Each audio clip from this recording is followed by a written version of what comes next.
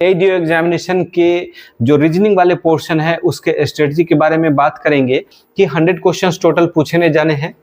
ठीक है, 100 टेस्ट के लिए होगा। अगर जीएस का पोर्शन तो मान के चलिए कि कम से कम 40 क्वेश्चन रीजनिंग के तो पक्का होंगे। ट्यूशन में रीजनिंग जो है वो 40 से कम तो पक्का नहीं आएगा। 40 क्वेश्चन तो मिनिमम है, ये 40 से ऊपर हो सकता है। जैसे जैसे मैथ्स में अगर कुछ क्वेश्चन घटेगा या अन्य जो पार्ट है जिसको आप मिसलेनियस के टर्म के रूप में रख सकते हैं, अगर यहाँ से घटता है तो रीजनिंग का वो बढ़ेगा, क्योंकि रीजनिंग आज के डेट में बहुत इंपॉर्टेंट है। तो रीजनिंग में बहुत सारे पोर्शन है। सिलोलिज्म हो गया, फिर उसमें जो सीरीज से रिलेटेड है, फिर उसमें जो रक्त संबंध से रिलेटेड जो क्वेश्चंस होते हैं, डायरेक्शन से रिलेटेड क्वेश्चंस होते हैं, जो घड़ी वगैरह होता है उससे रिलेटेड होता है, सेटिंग अरेंजमेंट से रिलेटेड क्वेश्चंस होते हैं।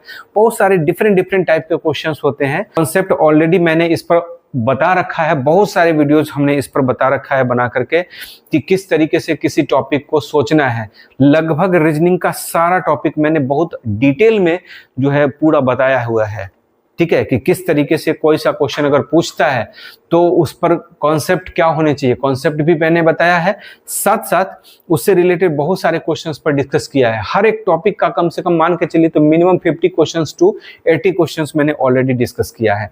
और ये जो सारा वीडियो है अगर आप देख लेते हैं तो बैठे बैठे आपका तैयारी बेहतरीन हो जाएगा। आपके पास 90 से 100 दिन है और टॉपिक मान के चलिए 20 से 25 टॉपिक अगर आपके पास है तो प्रत्येक दिन थोड़ा थोड़ा करके अगर आप पढ़ते हैं तो ये टॉपिक जो है आसानी से आप कवर कर ले पाएंगे और अच्छा परफॉर्मेंस करेंगे।